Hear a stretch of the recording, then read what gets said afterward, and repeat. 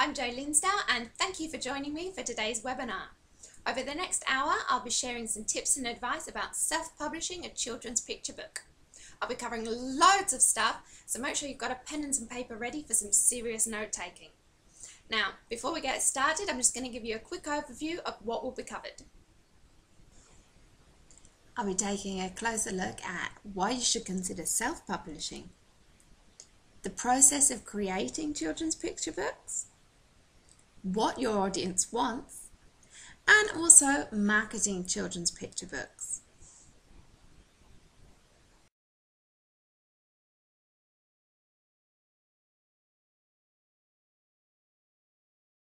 During today's webinar, I invite you to get the discussion going via the social chat boxes below. You can share your thoughts and feel free to post any questions about the topics discussed as well. To start with, let's take a look at why you should self-publish.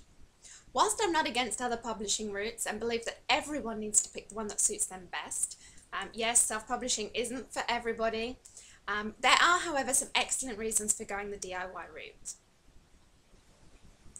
As a self-publisher, you have total control over your book. You control what's in your book, how long it is, and what it looks like. Everything. You also get to call the shots on the timing that your book goes to market. Now, traditional publishers, on average, take 6 to 9 months to get a printed book to market, and could take even longer to get the e-version out. As a self-publisher, you get to decide when, and you can even get it out in even a day. You know, this is really reduced timing.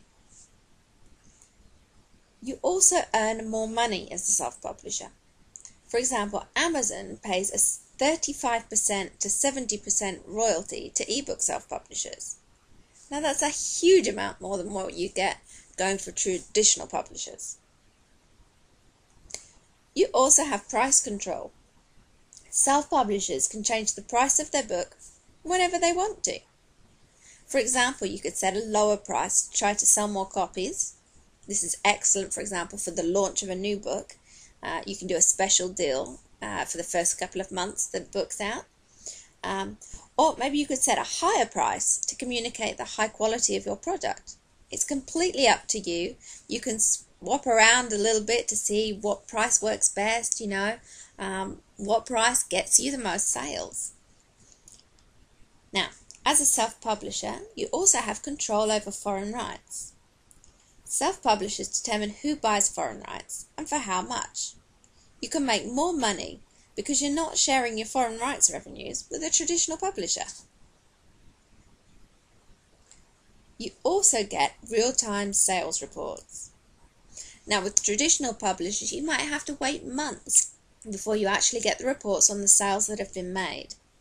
As a self-publisher, you can receive real-time, or at least near to real-time, sales results. You also have deal flexibility. If you want to strike up a deal with any kind of organization, then you're free to do so. Call in those partnerships, get a sponsor. It's completely up to you. You have complete freedom. Traditional publishers will only sell to resellers, except for bulk sales of printed books to large organizations. Another bonus for being a self-publisher is that your book basically lasts forever. Traditional publishers stop marketing a book once sales decline.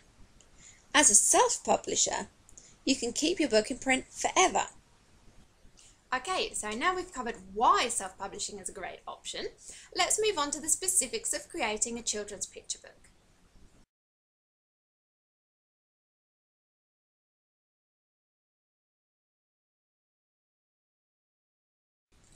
Copy editing.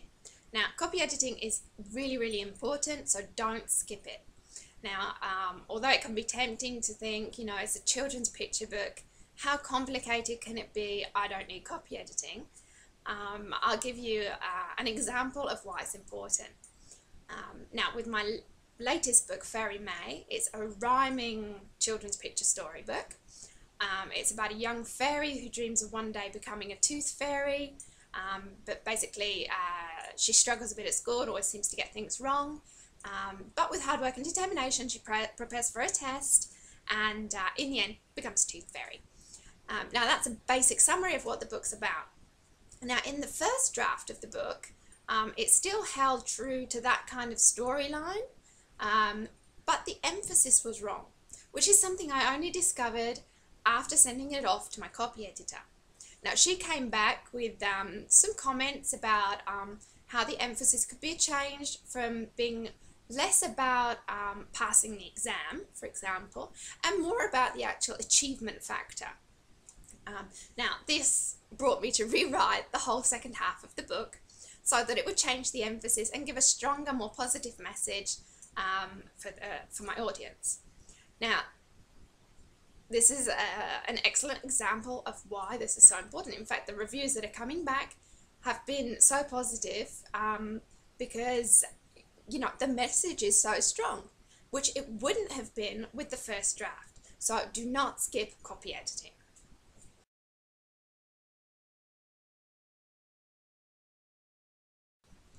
Proofing. Now, again, another very important pass. Something you don't want to skip on. Again, you might be tempted because you think, well, you know, it's a children's picture book. The language that I'm using is very simple, you know, grammatically.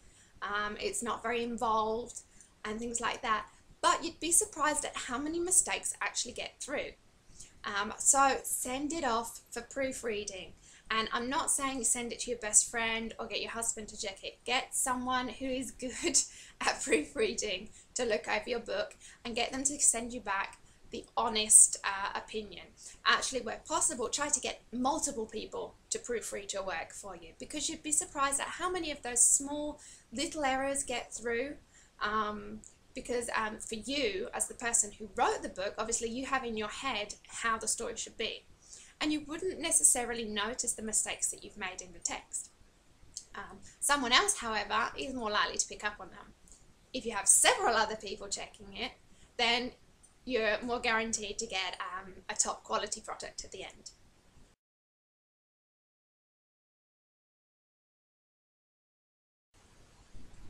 Storyboarding.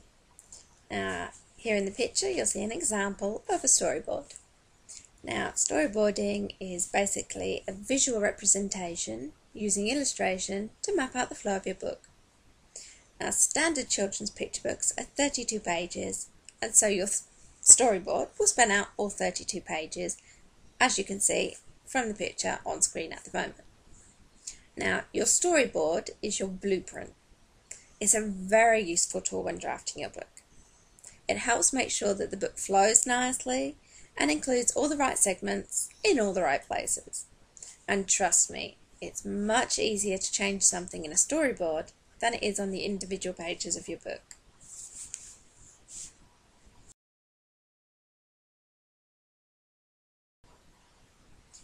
Now, as I said before, standard industry children's picture books have 32 pages.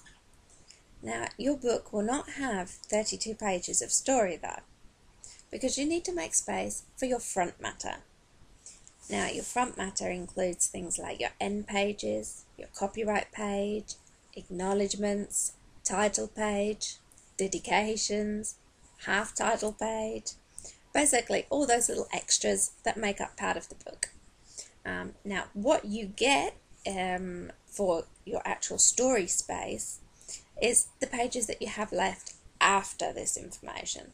Now, front matter normally takes 2 to 4 pages at the beginning of your book, which therefore leaves you with the remaining pages to span out the rest of your book.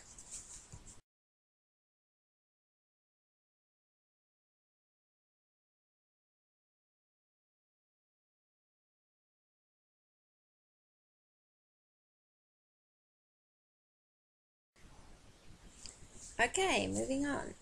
Now to take a look at the illustration side of things. Now, obviously there's lots of different ways, lots of different methods, lots of different programs that can be used for illustrating your children's picture book. So today I'm just going to be taking you through my own system. Now, I start off by doing pencil sketches. Yep, that's it. Paper and pencil, old-fashioned pencil sketches. Now I jot down some ideas of the sort of thing that I want for the picture. As you could see from what's on screen at the moment, these are a couple of the little pictures that I did for Fairy May.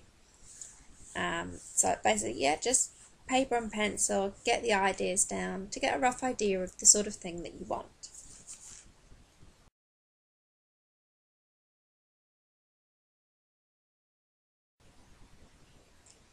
Now let's have a look at how to digitalize the pictures for your book so that it has print quality. Now I personally use Adobe Illustrator to do this. My main reasons for using Adobe Illustrator are that it's a completely free program, doesn't cost you anything, you can download it from the internet, and two, which is probably even more important, is the fact that it's really actually quite easy to use once you get used to it. It's really not very complicated. Just if I can use it, then anyone can. Well, basically, what you do when you open the program, you click from the top menu, and you'll get this drop-down menu, and you just click on New. Now, this is how you open the new file. You'll want to give the file a name, obviously, for saving like you would with any document on your computer. And you want to specify the page size. Now, we'll go more into templates and things later, but basically, depending on whether you're having a 6x9 or an 8x10 book, you want to put in the different measurements for length and width, which you can do when the pop-up window opens. As you can see on screen now, you can insert the name of your file, and you can insert the length and the width of it. Now, what you're seeing on the screenshot is in Italian. As you probably know, I live in Italy, and I speak Italian as well. I'm bilingual, and my program is downloaded in Italian, but it will be basically the same thing on the English versions as well. So there you go, you insert your length and width there, and then you open up to the actual program.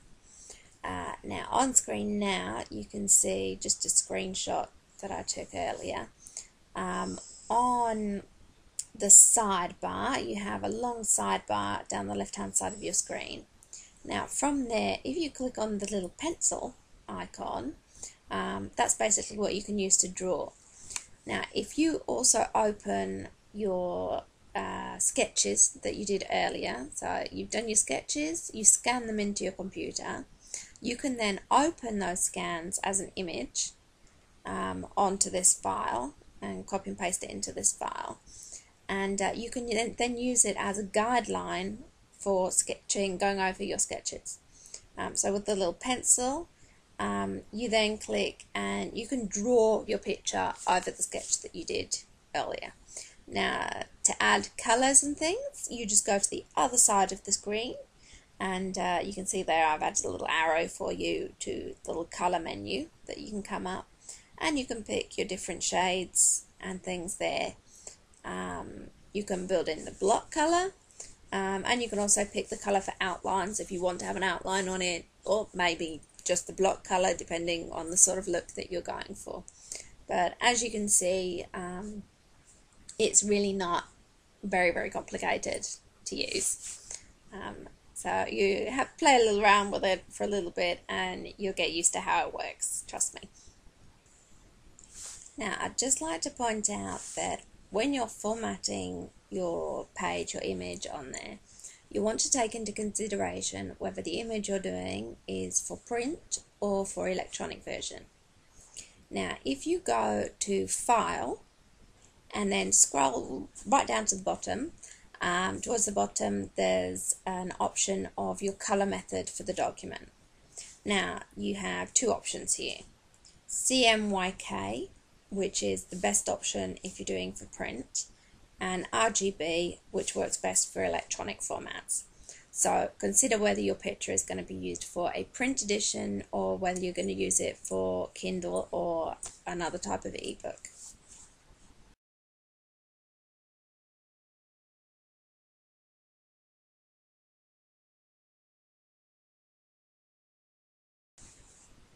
Okay, moving swiftly along.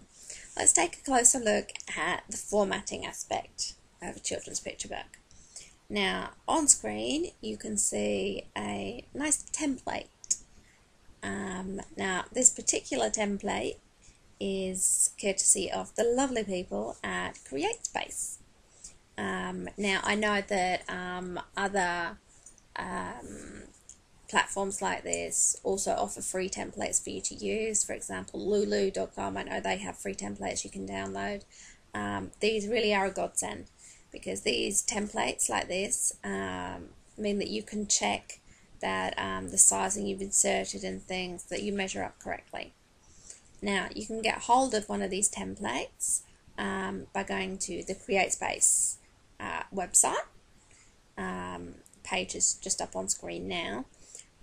Once you go there, on the publishing options there, you can get this page where you can select to download your book template.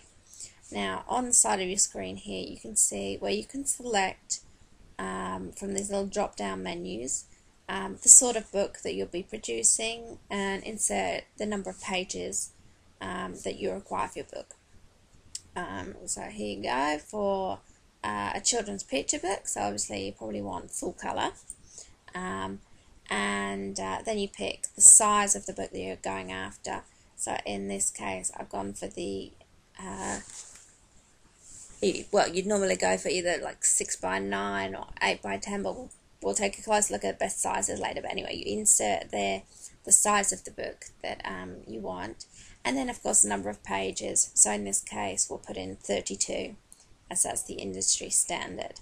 Now once you've inserted all this relevant information into these little boxes, you then click on the little button at the bottom, and as you can see on the right hand side there, there's actually full instructions written on the page anyway for how to do this, but just to talk you through it.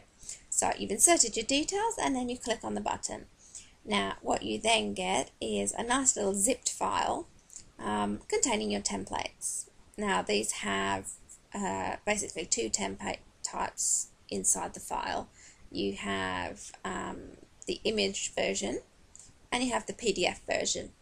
So depending on which one you feel more comfortable using, you can actually pick. So basically from here you just click to save the zip file to your computer. You can then open the zipped file and transfer whichever one you want to use, the template, to your computer. And then, for example, on Adobe Illustrator, like you did with the scans, you just open up the image into the file that you're working on, and then you have it there as the basis so that you can make sure that all your page content is actually on your page.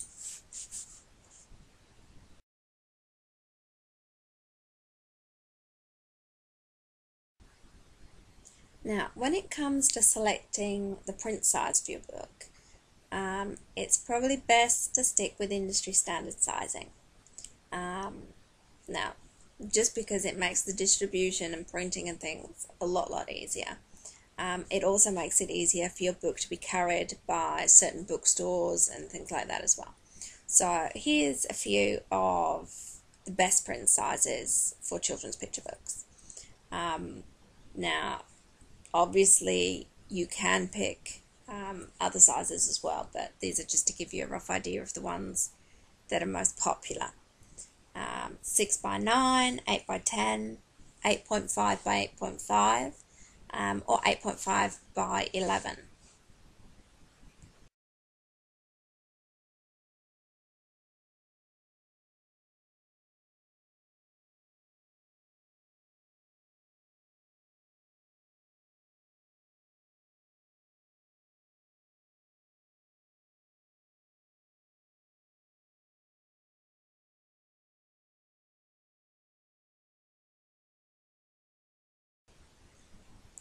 Now, when you're thinking about publishing your book, for a children's picture book, you probably think automatically of a print version. Now, I'm going to take you through the steps of why ebooks are an absolute must, including for children's picture books. Now, in May 2011, Amazon announced that ebook sales exceeded all their print book sales. Now, from my own personal experience as well, I can definitely back that one up. The sales of my ebook version really outsell my print versions by a huge amount. I am selling so many more e-versions than I am print. So really, think about it when you're doing it, and don't cut yourself out of a huge and growing market. Now, just to take a close look at some statistics on the subject. Now, this data here is actually from Aptara, who do an annual ebook survey of publishers. Now, they found that 4 out of 5 publishers now produce ebooks. That's a 30% increase in 3 years. Now, that's a drastic amount. Amazon is the most popular sales channel, as it's used by 68% of publishers. Now, that's an incredibly good reason why your book should be out in Kindle. 44% of publishers report Amazon as their most lucrative sales channel. Again, a very good reason why your children's picture book should be available as a Kindle download from Amazon. Now, also, Amazon, basically as a statistic, this was as of September 2012, for every 100 print books that Amazon was selling, they were selling 114 ebooks. So as you can see, again, this just backs up the fact that ebooks are, they're making waves. It's a growing part of the growing market, and publishers have taken note of this and are really increasing their production in that market as well, which means you as a self-publisher should be doing the same. Now, there's reasons why. If as we covered at the very beginning, the reasons for being a self-publisher. Now, if publishing companies are investing a lot of time and effort into ebooks, if the sales channels that are selling these note that ebooks are outselling the print versions, now that's some very good reasons why you as a self-publisher should be looking into doing e-versions of your books as well. Now, just going to have a look at a few more statistics as well, in case you're not quite convinced yet. The Association of American Publishers, for example, reported that children's and young adult avenues were up nearly 18% compared to the same period last year. Now, this report is as of February this year. Okay, so this is very recent data that I'm sharing with you now. As you can see from this little table here that is taken from the report, that's a huge increase happening there. Children's books are making waves. Now I'm going to take you through now a few more stats just to make sure you're completely convinced about this, because seriously, it could be one of the most important things you do for your book, is making it available in an e-format. Now, later on, we'll take a closer look at the different options that you have, channels and things you can go through. But obviously, Amazon's Kindle should definitely be on your list, if not at the very top of your list. In fact, you may even want to release an e-version of your book before the print version is ready, or release them simultaneously. But do not cut out this market. It's hugely important, and if you're not publishing in e-format as well, then you are missing out on a lot of sales. So there you go. That's those statistics. As I said, this is as of February 2013. Now, the same report showed that ebooks continued to exceed the growth of the rest of the market, with combined sales across all segments increasing by 46%. Now, this is a huge growing market, and most importantly, the data that came from this report showed that children's ebooks were up 160%. Now that's 160% growth on this time last year. Now, bearing in mind all the economic crisis and things happening across the world, the fact that the children's ebook market has grown so considerably is even more noteworthy. So go out there and, make your e-versions as well as your print versions.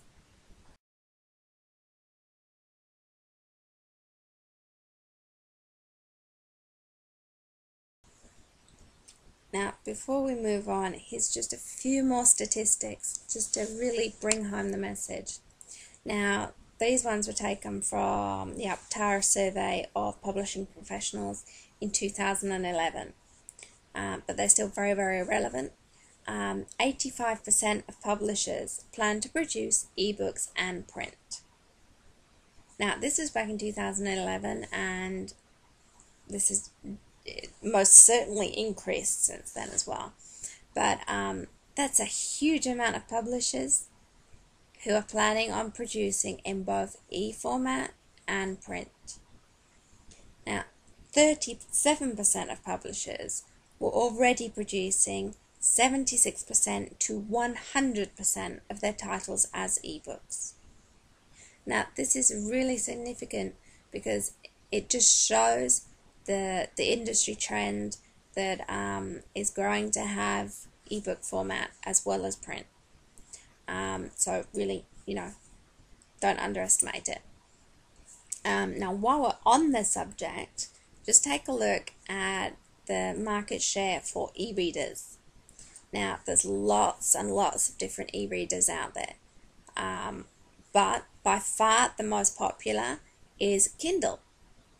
Now, Kindle, obviously you have the choice of having the actual handheld device, the Kindle, which now there's various different options. You can have the standard Kindle, there's a Kindle Fire, and various other types that are around, but it's by far the leader of the pack.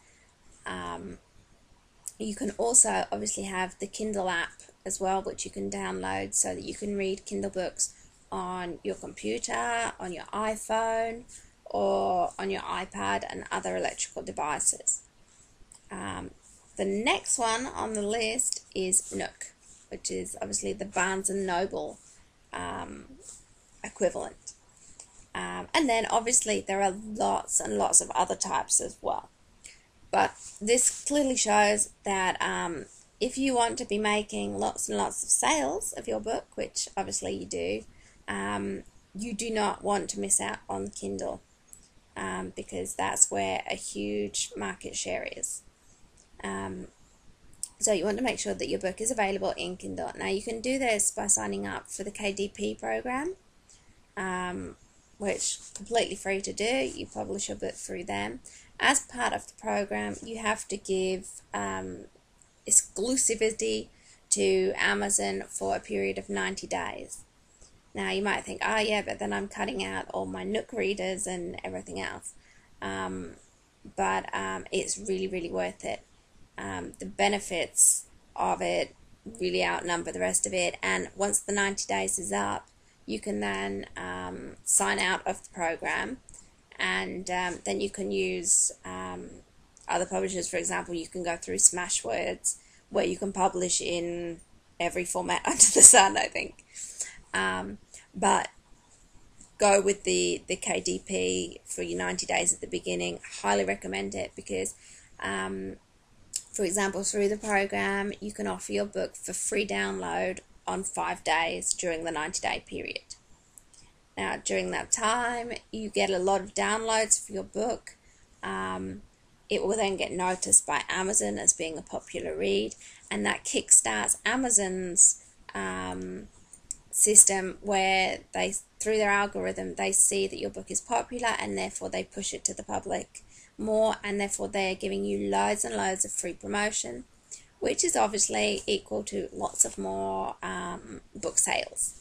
So give it some consideration.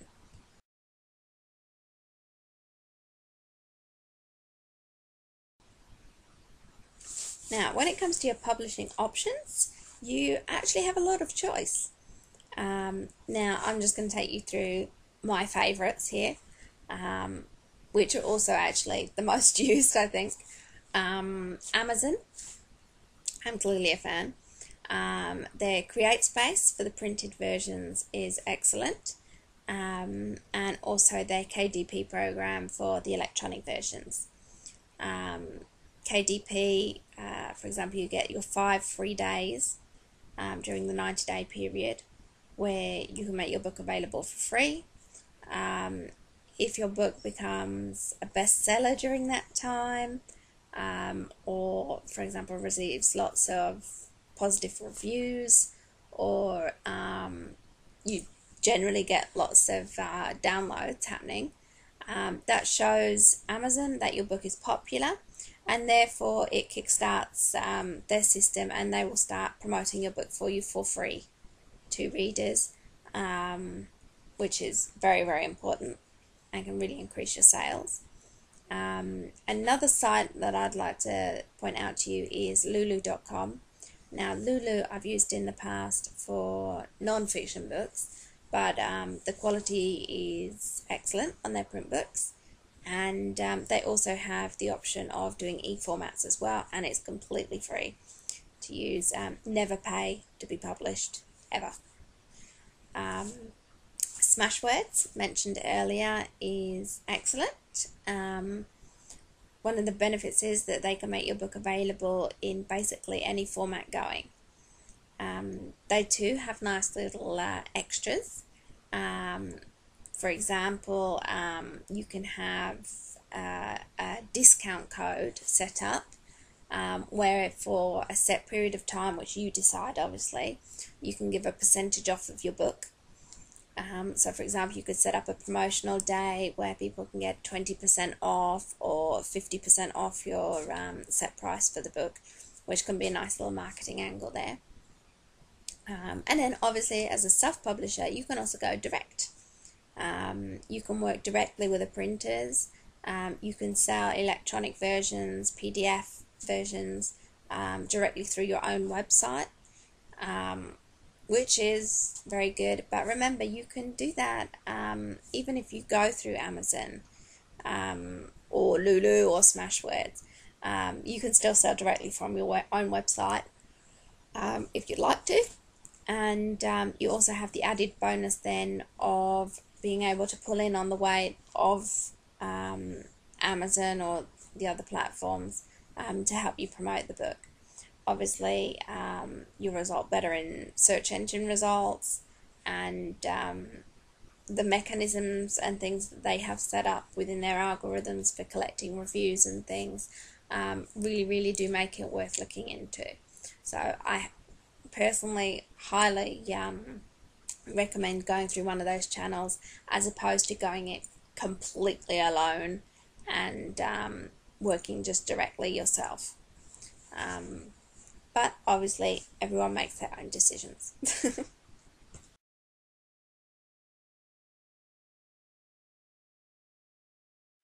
Now let's take a look at what your audience wants.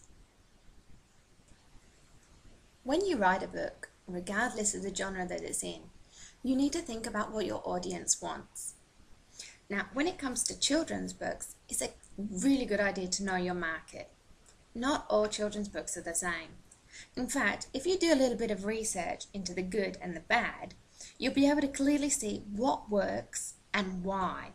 Now, this is really, really important. So make sure that when you're working on your book, you do some research as well. Read as many children's books as you can.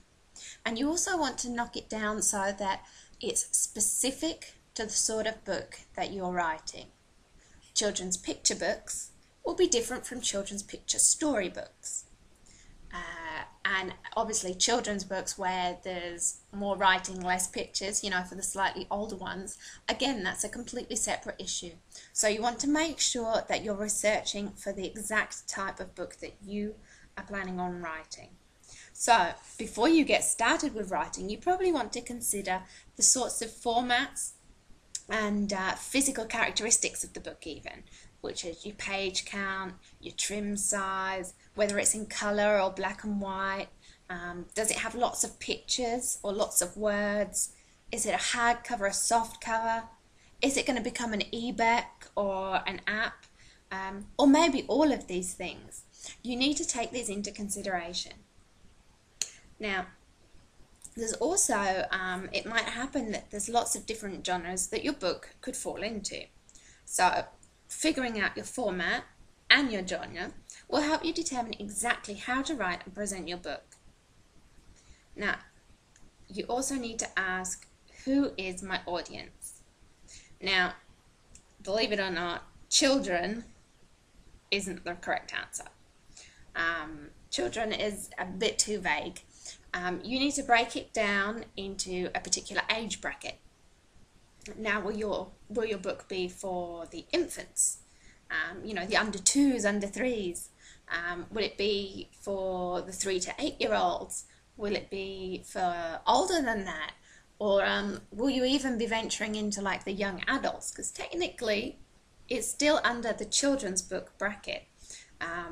In fact, my children's books, who are written keeping in mind, the preschooler age and the early readers, if you go on to the children's books category on Amazon, for example, I'm still up against competition of the likes of Harry Potter. So when it's taken from, the big picture, there is a big difference. You then need to break it down into the subcategories to find out exactly who your audience is. Okay, now also, while we're on this subject, you need to think about who's going to buy the book. Because although it's going to be children reading it, it's going to be parents and other adults that actually make the purchase. So, again, gets a little bit more complicated. You need to be able to create a book that is suitable for the children, something that's going to captivate their interest, something they're going to feel that they can relate to, something that's fun for them. But at the same time, you want to have something in there that will make the adults in their life think, I want to buy this book for my child. Now, this could be done through making sure that the book has a particular lesson that it teaches, or a particular piece of advice for the child, or something. Maybe encourage them in a certain aspect of their life. For example, on my book Fairy May, the big message is that children should follow their dreams, and that just because something's difficult doesn't mean that it can't be done. So that teaches them the strong message about achieving their goals and things like that, which is something that the adults who are buying books, that yes, that's a good message for my child, I'm interested in buying that. The child, however, obviously gets all the nice little pretty fairy who makes a mess. She's not perfect, she's just like them. Sometimes things aren't easy and you can overcome it, and things. So the child can relate to it, but also it gives the positive message that the adult will want to take into consideration as well. So very, very important there as well. You've got to remember who you're writing it for, but also who is going to buy the book. Now, something else you want to think about is actually the pictures. When you're considering the fact that, you know, it's children reading the book, especially with books designed for very young children. The pictures play a very important role in the process. You know, especially books that are going to be read to the child. You know, the child's attention is going to be on the page for the visual aspects whilst they listen to the tale. So, you know, pictures, there's got to be a little something there to capture their interest. For very young children, you want to probably keep the pictures quite simple, with nice bold colours that can draw them in. For slightly older children, so maybe in that 3 to 8 bracket that we spoke about, you want to have pictures that have a bit more detail in them. You know, things that they can search for and find within the illustrations, you know, to try and keep their interest there as well. All these things matter. All these things are part of what your audience wants.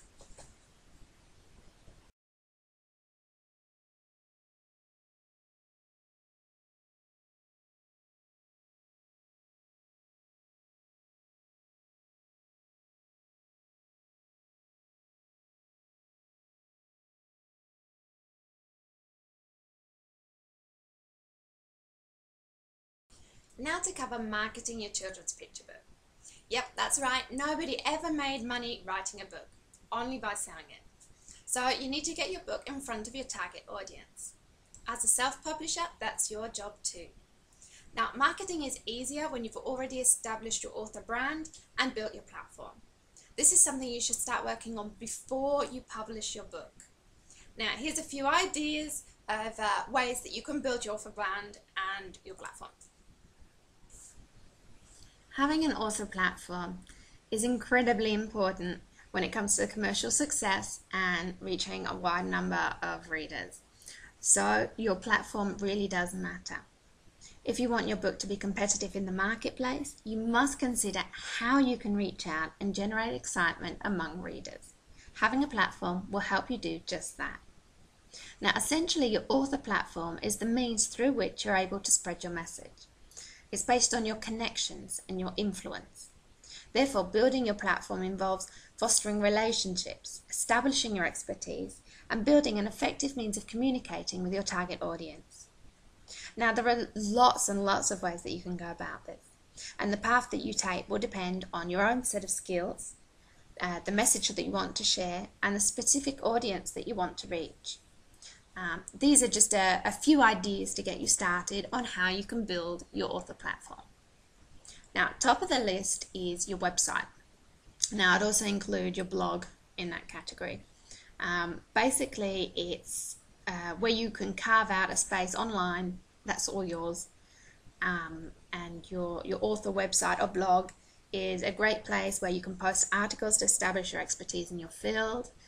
You can share news about your book, about upcoming speaking arrangements, upcoming interviews, and anything else that you've got going on. It's, you know, your one-stop shop online. Next on there, which is highly important, is social media. Now, being active on social media and developing a social media network is critical for establishing an ongoing method of communicating with your target audience. You know, most of the world's population is on one of the social media sites.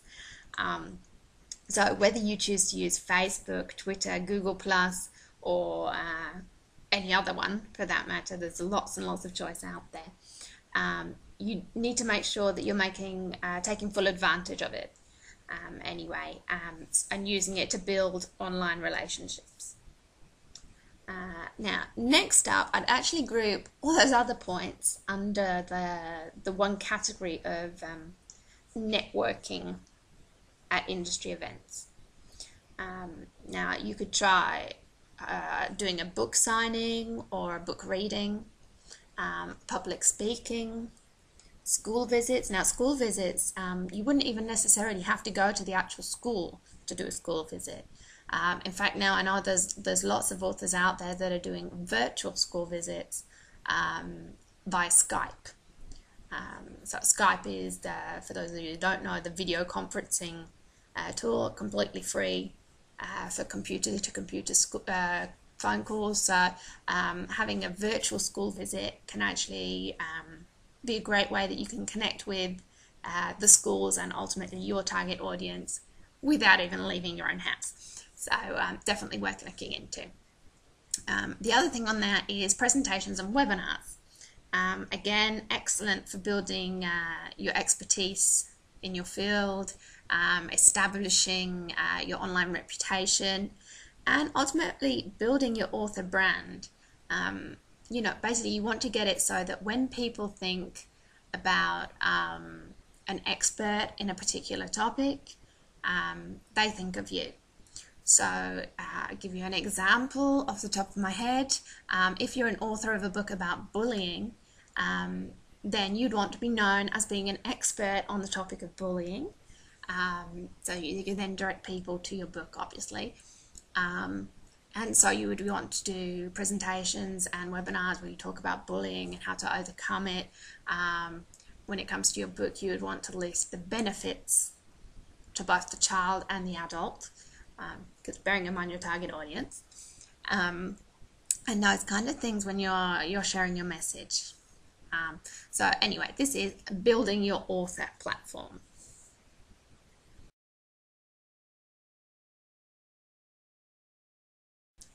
And now for a quick look at the promotional part. Here's a few ideas to get you started. A virtual book tour. Now this is one of my personal favourites when it comes to promoting.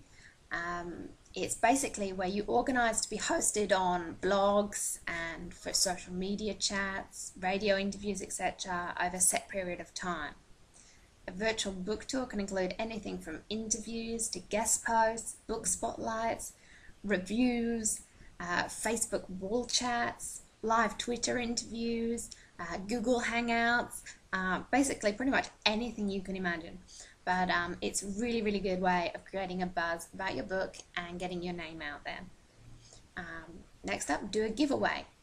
Offer a free giveaway to anyone who buys a copy of your book within a set time frame, for example, and promote it via social media.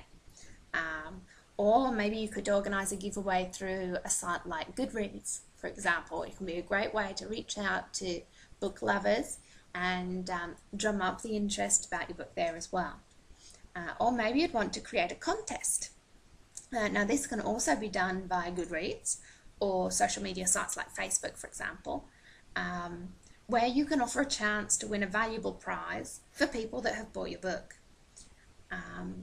Or maybe you could place ads for targeted promotion.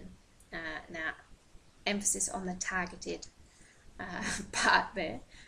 This could be done using targeted advertising on Facebook, for example, or by placing a banner on a website that reaches your target audience. So again, you're going after where your audience is there. Also, reach out to book clubs. Get your book on a reading list and offer a chance to chat either by visiting the group in person or via Skype. You can also do a book signing, which is a great way of an in-person event, for example, at a bookstore or any other location.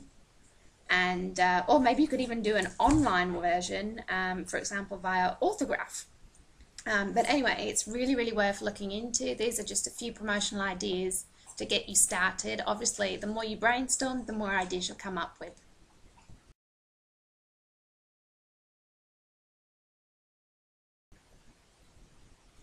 As I mentioned earlier, building an online presence is important for both establishing your author brand and platform and as part of your promotional activities. A website is important and should be the base of building your online presence.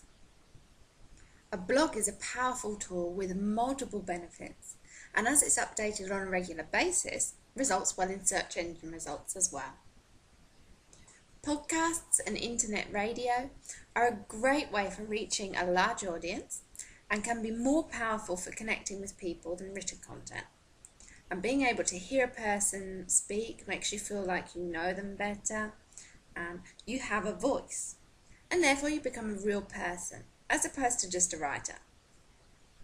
Following on from this point, we have video. YouTube is the king of video content, and one of the most used search engines on the web. Not really a surprise considering it's owned by Google. Video is the next best thing to in-person. You get to hear and see the person, which is incredibly powerful. Think about it. Written content with maybe a photo of the person, listening to the person, or watching them. Which would you remember most? Most certainly seeing and hearing them. As I mentioned before, social media offers many benefits and is a fantastic way of building relationships, sending your content viral, and building your online presence in general. With so many choices, it can become a bit overwhelming though. Just remember that you don't need to be on every social media site going. I mean, there's loads of them. Just pick a few that are best suited to your target audience and your preferred methods of communication and concentrate on them. Once you've built a strong online presence on one platform, you can always branch out and add others later to increase your reach. But don't forget that quality is better than quantity.